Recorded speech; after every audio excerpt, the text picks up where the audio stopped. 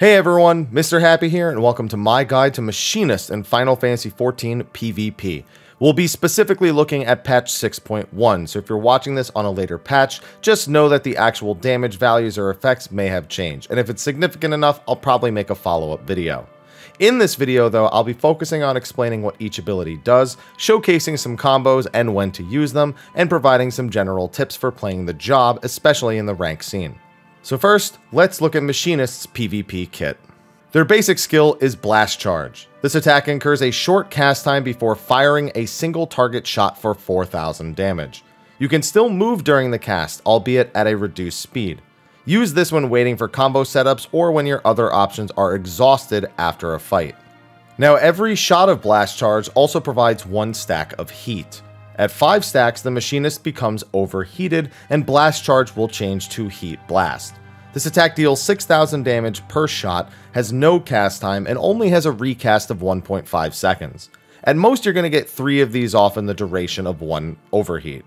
Most often, Heat Blast is associated with their Wildfire skill. This places a bomb on the opponent that explodes after a brief delay, dealing 4,000 potency per weapon skill the Machinist landed on the target after applying it. This explosion is AoE, dealing damage to any enemies in range of the afflicted player. If a Machinist lands 3 weapon skills before the duration expires, the explosion will instantly trigger. On the flip side, if you land no weapon skills before it expires, it will do nothing.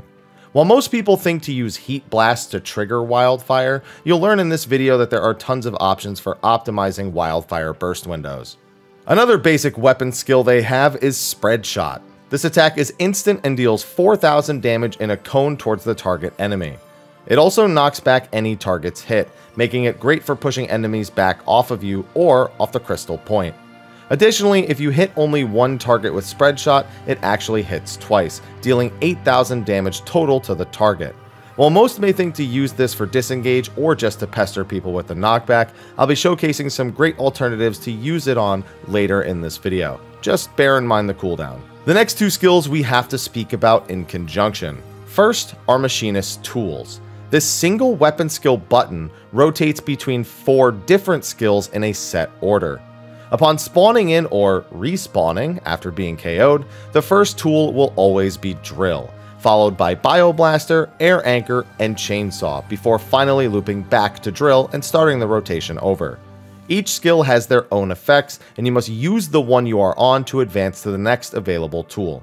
This attack has 2 charges and gains 1 charge every 10 seconds. These tools can then be enhanced with Analysis. This grants each of them a bonus effect, meaning you'll need to analyze the situation to determine when it's best to use Analysis.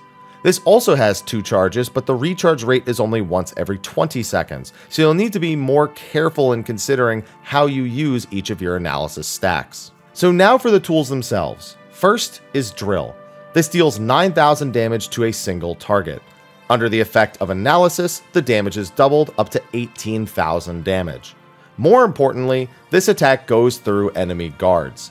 While you can use it to help burst down enemies in a fight towards the beginning, its execution potential on a low health guarded opponent makes it important to consider whether you should use it quickly or save it to counter their escape plan. Next is Bioblaster. This is a point-blank conal AoE that deals 4,000 damage and applies a dot on all enemies hit, dealing an additional 12,000 damage over 9 seconds. Under the effects of Analysis, it also applies a 75% heavy on all enemies hit for 5 seconds. This attack has a variety of uses. If enemies are huddled up, dropping this on them adds significant pressure to their health, with the heavy possibly preventing them from fleeing in a bad situation. It can also be used as a disengage tool if you're being chased, whether it be by one or many people. After that is Air Anchor. This deals 8,000 damage to the target and binds them in place for 3 seconds. Under Analysis, it deals 12,000 damage and stuns the target instead. This is a great tool for chasing fleeing targets, helping to secure kills, or just peeling for yourself if you get jumped. Since it comes right after Bioblaster, you'll often use them together when an opponent jumps directly on top of you to help get away or buy time for your team to respond. Finally, we have Chainsaw. This deals 10,000 damage to all enemies in a line towards the target player. Under Analysis, this skill has a chance to deal 100% of the enemy's health as damage instead. Unless they have a health shield of some kind, this ensures an instant KO. As of this video, the chainsaw tooltip says 3%, but analysis says 5%, so let's just say it's a small chance. If you see a bunch of people grouped up, using it without analysis is just a nice way to chip away at their health. But if you're feeling like you want to test your gambit chances, you might just win the game with an analysis chainsaw, or swing the game, or lose the game and just die right after. Then we have the Bishop Auto Turret. This turret can be placed on the ground and will pulse 4 times before dissipating. Each pulse will deal 4,000 damage to any enemy in range, and also cause them to take 10% increased damage for 5 seconds. The pulse also provides a 2,000 point shield to any allies hit by it. Dropping this on the crystal when your team is fighting on it can give your frontline an advantage in both damage and defenses, though outside of that, you'll want to place it on points where the enemy team is locked down, or where they are jumping on your team to dissuade and weaken them. Finally, their limit break is Marksman Spite. This attack deals 36,000 damage to a single opponent after a brief animation. This attack also has a 50 yalm range, meaning you can fire it from almost completely off screen. Use this in duels along with your tools to execute a player or pick off a low health target from afar. So with that, let's get into some combos. Machinist's goal is to try and support the front line with ranged damage, and in the process, pick off low health targets before they escape. You can, however, also choose to assassinate a single target and give your team a numbers advantage. For this reason, popping Wildfire is often the best way to get a large burst of damage in conjunction with your other skills. Now, most people default to trying to pop Wildfire by getting to their overheated status and then using 3 heat blasts. Funnily enough, you can actually trigger the full 12,000 damage pop with your regular blast charges, but it's slow and easy to counter. You can also do heat blasts and one of your analysis buff tools to follow up, doing 2 heat blasts and then 1, let's say, drill or air anchor of something of that capacity. Drill will yield the highest damage output as a final Wildfire GCD, but air anchors bind or stun leaves them open for follow-up damage from you or the team. The other 2, not ideal options, but hey, you gotta work with what you're on. All of that being said, using Heat Blast is actually one of the least effective ways to utilize your Wildfire, so let's cover some of the other combos. If the enemy is bunched up during a team fight, Wildfire plus Bioblaster and just walking away is a great way to leave the enemy team in shambles. You see, Bioblaster's individual dot ticks actually count as Wildfire hits, so the initial hit plus 2 dot ticks will cause the explosion to go off all on its own. If you manage to pull this off in the middle of a cluster of opponents, it will instantly swing the fight in your favor if it wasn't before. To execute this even quicker, you can throw in something like a spread shot for more AoE damage, a tool on the target just to get that 1 quicker GCD, or even just a general blast charge or heat blast. At this point, it doesn't matter. The bomb is going to go off, it's just about when it's actually going to go off. Now that's great if you're in that exact situation, but as most machinists probably know, it's dangerous to get in range for Bioblaster sometimes. You're probably more concerned about executing individuals and confirming kills so your team is at a numbers advantage, and there's fortunately a lot of ways to do this with Wildfire. One of the most common ways to do it in the higher ranks is to do Wildfire into Spread Shot into any of your analyzed tools. Now this is specifically for picking off lone targets where you can trigger Spread Shot's double hit. Yep. That double tap from Spread Shot actually counts as 2 hits for Wildfire, so Spread Shot into your tool makes for some great burst. Again, drill is bigger damage, but air anchor, stun, or bind opens them up to more punishment after. The bind stun can also help keep them off you in the case of a 1v1 duel.